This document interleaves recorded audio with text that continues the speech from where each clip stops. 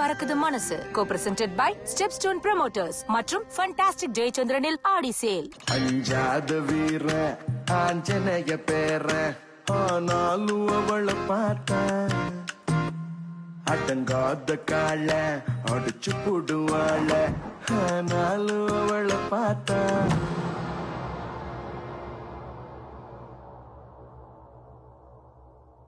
கண்ணால பார்த்த நேரம் காதல் வந்ததே பெண் வாசம் என்ன தேடி இங்கு வந்ததே உள்ளார வார்த்தை ஒன்று மாட்டிக்கொண்டு என்ன கொல்லுதே ஏ மனசு மனசு மனசு கட்டி பறிச்சதே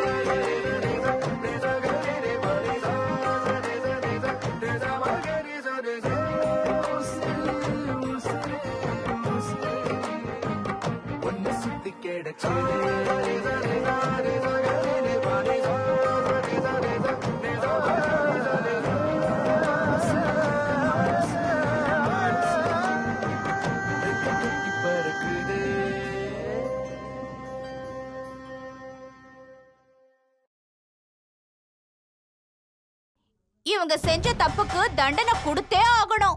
ஆமா, இவங்க செஞ்ச காரியத்துக்கு தண்டனை கொடுத்தே ஆகணும்.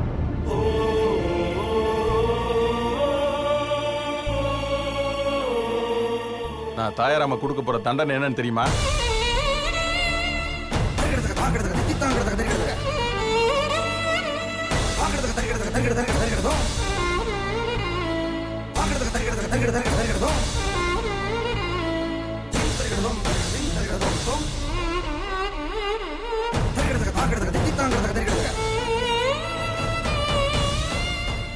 தமிழ் தினமும் படிக்கிறானா இல்லையான்னு கவனிச்சு அவனை தினமும் படிக்க வைக்க வேண்டியது அவங்க பொறுப்பு. இதுதான் நான் உங்களுக்கு கொடுக்குற தண்டனை.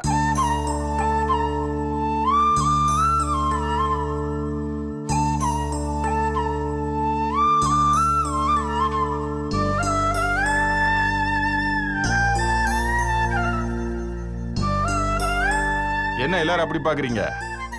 கங்கா சொல்ற மாதிரி இந்த வயசுல படிக்கிறது ஒண்ணும் அவமானம் கிடையாது. அவன் படிக்கலைன்னு தான் வெக்கப்படணும், தலை குனியணும். தாயாரம்மா செஞ்சது எவ்வளவு பெரிய நல்ல காரியம். ஊரு சிரிச்சா அவங்களுக்கு மட்டும் தான் தெரிய போகுது. தாயாரம்மா, உங்களுக்கு எப்படி நன்றி சொல்றதுனே தெரியல.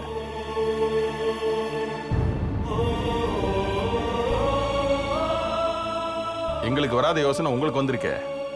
இது வரைக்கும் நீங்க இந்த வீட்டுக்கு செஞ்ச சேவைக்கும் இப்ப நீங்க செஞ்ச இந்த காரியத்துக்கும் கையெடுத்து கும்புறத தவிர வேற என்ன செய்ய முடியும்? ரொம்ப நன்றிமா. ஐயோ, என்னங்கய்யா நீங்க போய் எனக்கு நன்றி எல்லாம் சொல்லிக்கிட்டு என்னங்கய்யா இது?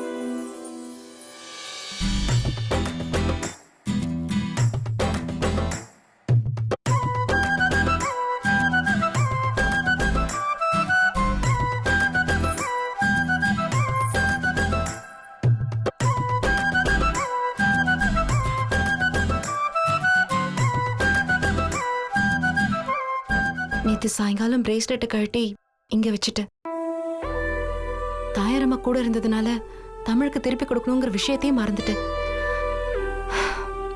நேத்து கோயிலுக்கு வர சொன்னா அவரும் வரல. இன்னைக்கு என்ன ஆனாலும் சரி உடனே தமிழ் சார் கிட்ட ஒப்படைச்சிடணும். ஃபோன் பண்ணி கோயிலுக்கு வர சொல்லலாம்.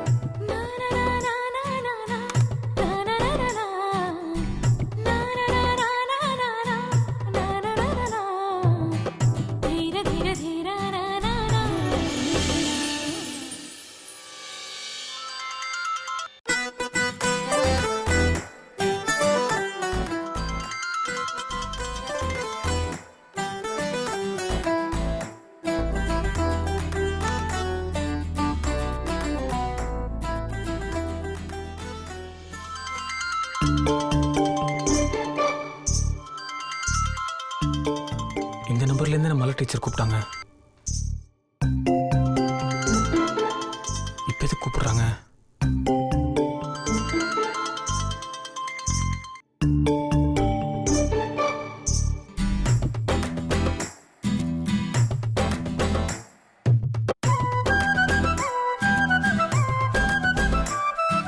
ஃபோன் எடுத்தும் ஹலோ சொல்ல மாட்டேங்கிறாரு.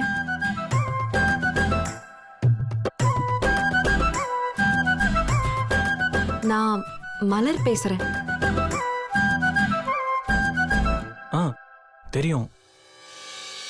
நேத்து இந்த நம்பர்ல இருந்து என்ன ஃபோன் பண்ணீங்க? அப்போ நான் தான் ஃபோன் பண்றேன்னு உங்களுக்கு தெரியும். உங்களை தாங்க கேக்குறேன். நான் தான் உங்களுக்கு ஃபோன் பண்ணிட்டு இருக்கேன்னு தெரியும்ல. ஆ தெரியும். அப்ப ஏன் ஃபோன் எடுக்கல? உங்களை தான் கேக்குறேன். ஏன் ஃபோன் அட்டென்ட் பண்ணல? அப்போ என் ஃபோன் அட்டென்ட் பண்றதுக்கு உங்களுக்கு விருப்பம் இல்ல, அப்படிதானே? ஐயோ அப்படிலாம் இல்லைங்க. பின்ன எப்படி? நீங்க ஃபோன் பண்ணும்போது பூஜை பண்ணிட்டு இருந்தேன், அதான் உடனே வந்து எடுக்க முடியல. சரி, நேத்து நான் உங்களை கோயிலுக்கு வர சொன்னனே, வந்தீங்களா? உங்களுக்காக எவ்வளவு நேரம் வெயிட் பண்ண தெரியுமா? ஏன் வரல? அது வந்து அதான் வரலையே, ஏன் வரலன்னு கேக்குறேன். நான் வரலான்னு தான் நினைச்சேன். திடீர்னு வேற வேலை வந்துருச்சு, அதான் என்னால் வர முடியல. சரி, வர முடியல. அட்லீஸ்ட் ஃபோன் பண்ணியாவது சொல்லலாம்ல. எவ்வளவு நேரம் காத்துட்டு இருந்தேன் தெரியுமா? சாரிங்க. உங்க சாரி எல்லாம் தேவையில்ல. என்ன சந்திக்க வரேன்னு சொன்னீங்கல்ல, கொடுத்த வாக்க காப்பாத்திக்கோங்க. இப்ப கிளம்பி கோயிலுக்கு வாங்க. நான் ஸ்கூலுக்கு போற வழியில உங்களை பார்த்துட்டு தான் ஸ்கூலுக்கு போவேன். என்ன இப்பயாவது வர போறீங்களா இல்லையா? என்ன விஷயம்னு தெரிஞ்சுக்கலாமா? தெரிஞ்சுக்கணும்னா நீங்க கோயிலுக்கு தான் வரணும். நான் வெயிட் பண்றேன், சீக்கிரமா வாங்க.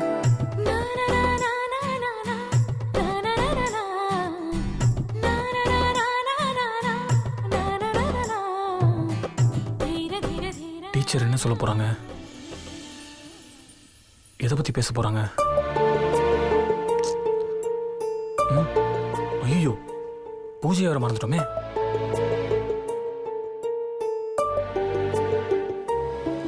வர வர ஆஞ்சநேயரை மறந்துடும். பாஸ் எங்க போனாரு இவரு? பாஸ் எங்க அடிக்கடி காணாம போயிடுறீங்க? மறுபடியும் எங்க போனாரு இவரு? ஏய், வேற என்னடா பண்றது? நீதான் பூஜையை பாதிரியே விட்டுட்டு அம்மன் கோவில் சேவைக்கு போறிய. என்னது அம்மன் கோயில் சேவையா? அப்படிலாம் ஒண்ணும் இல்லையே. இவ்வளவு நேரம் நீ போன்ல பேசுனது தானே நான் சொல்றேன். அதெல்லாம் ஒண்ணும் இல்ல, ஏதோ அர்ஜென்ட் வேலையா. என்கிட்டயே போய் சொல்ற பாத்தியா? நானே வாய் புத்துறேன்டா. காத்துல இருக்கிற எல்லா சத்தமும் எனக்கு கேட்கும். அந்த மலர் பேசுறதும் கேட்கும், நீ பேசுறதும் கேட்கும். ஆக மொத்தத்துல நீ மூச்சு விட்டாலே நான் எல்லாத்தையும் கண்டுபிடிச்சிருவேன்டா. சாரி பாஸ், இன்னொரு முறை இந்த மாதிரி நடக்காது. ஏன் கேட்காம இருக்க? மெசேஜ்ல பேச போறியா? சான்ஸே இல்ல மவனே. ஏன்னா நீ இன்னும் முழுசா படிச்சு முடிக்கல. அப்படிலாம் இல்ல பாஸ், இன்னொரு முறை இப்படி நடக்காதுன்னு சொல்றேன். போதுண்டா சாமி, போ போ. அம்மன் கோயில்ல வெயிட் பண்றாங்க. அப்போ பூஜை அத நானே உனக்கு செய்யலான்னு இருக்கேன். தாயரம்மா, காப்பி கொண்டாங்க. என்ன இன்னைக்கு இவ்வளவு லேட்டு? சித்தி, சீக்கிரமா காஃபி போடுங்க. காலையில பேப்பர் படிக்கும் போது அவர் எப்பவும் காஃபி கேட்பாருன்னு தெரிஞ்சுதான் தாயார் அம்மாவை நான் கடைக்கு அனுப்புனேன். சீக்கிரமா இந்த காஃபியை வள்ளி கிட்ட கொடுத்து அனுப்புங்க, அவ கொண்டு போய் கொடுக்கட்டும்.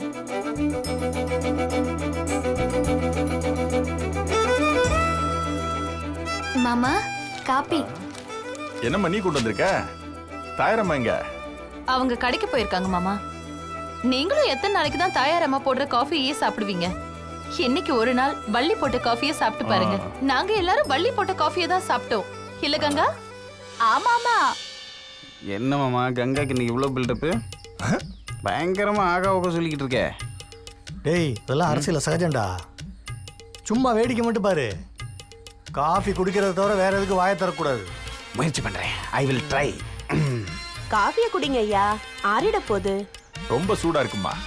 சூடெல்லாம் கரெக்டாக தாங்க ஐயா இருக்கு, நீங்க குடிங்க.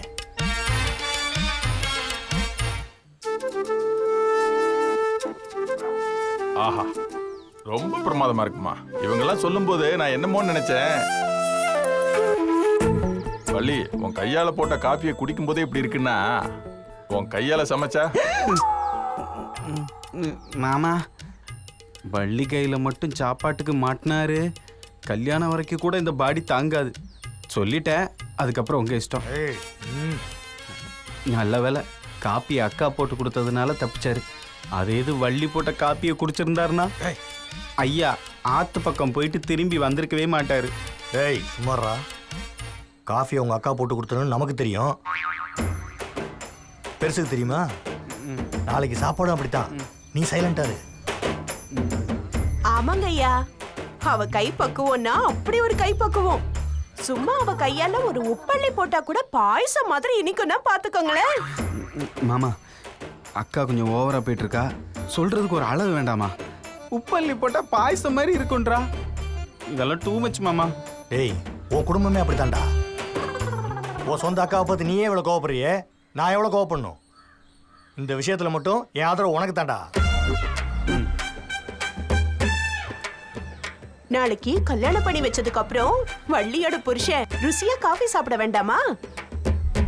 மாமியார் வீட்ல அவங்கவங்க வாய்க்கு ருசியா அவ கையால விருந்து சாப்பிட வேண்டாமா? வேண்டாம் வேண்டாம், செத்துருவாரு. ஆமால்ல, இவ கல்யாணத்துக்கு வளர்ந்து நிக்கிறா. மாப்பிள்ளை பாத்துட்டீங்களா? பாத்துட்டு இருக்கோம் மாமா. பொம்பளை பிள்ளை இல்லையா, நல்ல இடமா பார்த்து கொடுக்கணும்னு சித்தி ஆசைப்படுறாங்க. நம்மள மாதிரி குடும்பம்னா நல்லா இருக்கும், அப்பதானே ஒரு கௌரவமான குடும்பத்துல மருமகளா போறோம்னு வள்ளி சந்தோஷப்படுவா. சித்திக்கும் அது பெருமையா இருக்கும், அதான் பாத்துக்கிட்டு இருக்காங்க. அப்படியா? நல்லது. நல்ல இடமா இருந்தா பாருங்க, என்ன உதவினாலும் நான் செய்யறேன். இந்த வீட்டு மருமகளா வள்ளி ஆகணும்னு நான் சொன்னது இவருக்கு புரியலையா, இல்ல புரியாத மாதிரி நடிக்கிறாரா? வள்ளி, மாமா நினைச்சா நீ ஆசைப்பட்ட மாதிரியே உன் விருப்பத்துக்கு ஏத்த மாப்பிள்ளையா பார்த்து உன் கல்யாணத்தை ஜாம் ஜாமன் முடிச்சிருவாரு. மாமா கால்ல விழுந்து ஆசீர்வாதம் வாங்கிக்கோ. நல்லா இருமா, நல்லா இரு, நல்லா இரு. உனக்கு ஏத்த நல்ல மாப்பிள்ளையோட உனக்கு கல்யாணம் நடக்கும். சந்தோஷமா இருமா.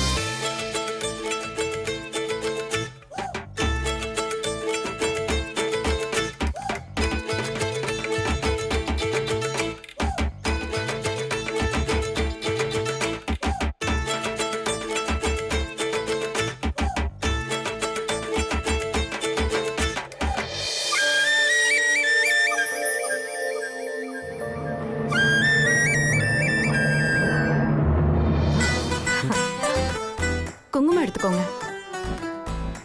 பரவாயில்லைங்க, இருக்கட்டும். சாமி குங்குமங்க, வச்சுக்கோங்க, பரவாயில்ல.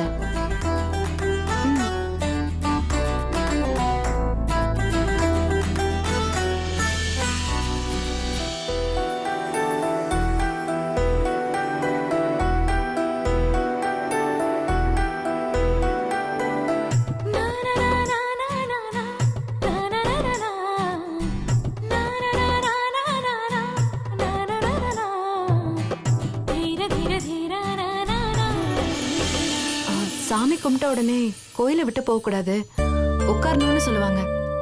நான் சாமி கும்பிட்டுட்டேன், கொஞ்சம் அப்படி உட்காரலாமா? ம்.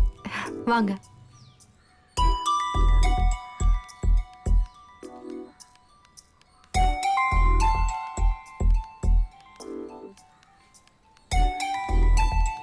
உட்காருங்க. ஆ. ம்.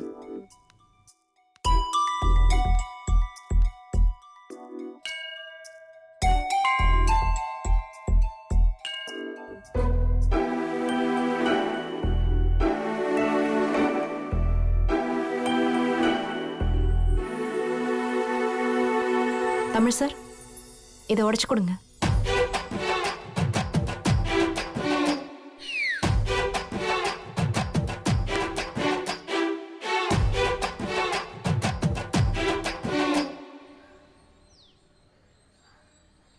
நீங்களும் சாப்பிடுங்க. இல்ல பரவாயில்லைங்க. சாமி பிரசாதங்க, சாப்பிடுங்க.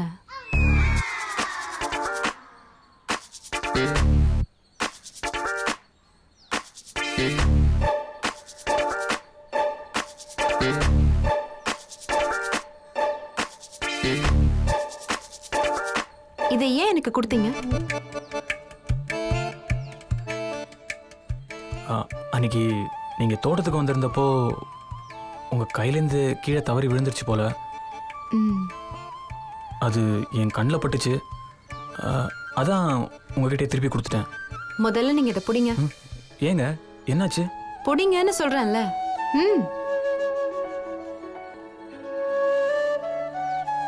என்னோட பிரேஸ்லெட் மிஸ் ஆனது உண்மைதான், ஆனா அது இது கிடையாது.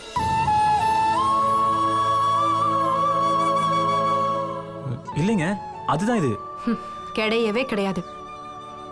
என்னோட பிரேஸ்லெட் வேற, இது வேற. இல்லைங்க, அதே பிரேஸ்லெட் தான் இது. இது அதே மாதிரி தான் இருக்கு, ஆனா அது இது கிடையாது. அது என்னங்க அப்படி சொல்லிட்டீங்க? அதே பிரேஸ்லெட் தாங்க இது. அப்படின்னா உங்க பிரேஸ்லெட்டை மாத்தி நான் வேற கொடுத்துட்டேன்னு சொல்றீங்களா? ஆமா, நீங்க என்னோட பிரேஸ்லெட்டுக்கு பதிலா தான் இதை கொடுத்துருக்கீங்க. உண்மையை சொல்லுங்க, ஏன் அந்த பிரேஸ்லெட்டை மாத்தி கொடுத்தீங்க?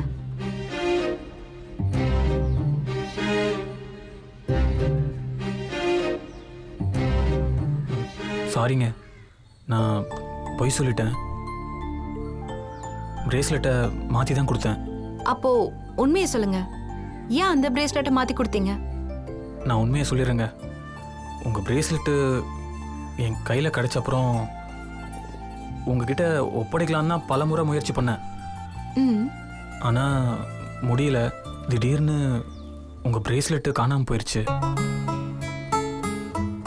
உங்க பொருளை நான் தொலைச்சிட்டதுனால அதை திருப்பி தர வேண்டியது என்னோட பொறுப்புன்னு ஆயிடுச்சு.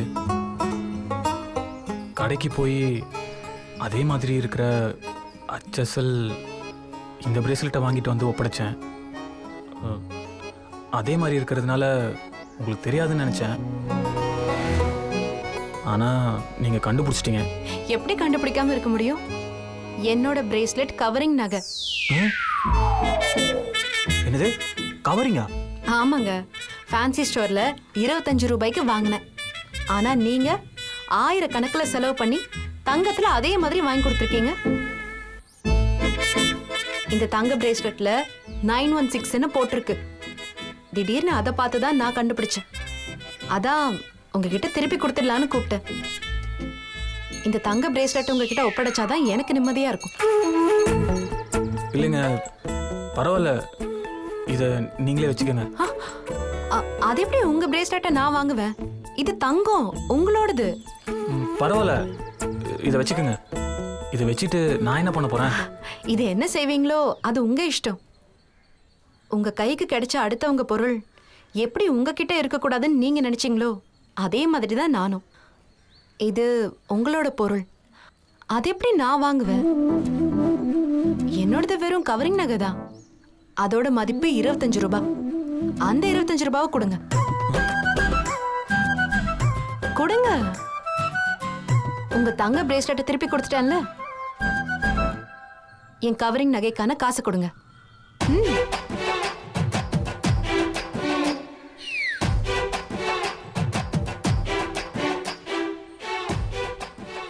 அப்பாடா தேங்க்ஸ். இப்போ யாருக்கு யாரும் பாக்கி இல்லை. அக்கௌண்ட் செட்டில் பண்ணியாச்சு. எனக்கு ஸ்கூலுக்கு டைம் ஆகுது, நான் கிளம்புறேன்.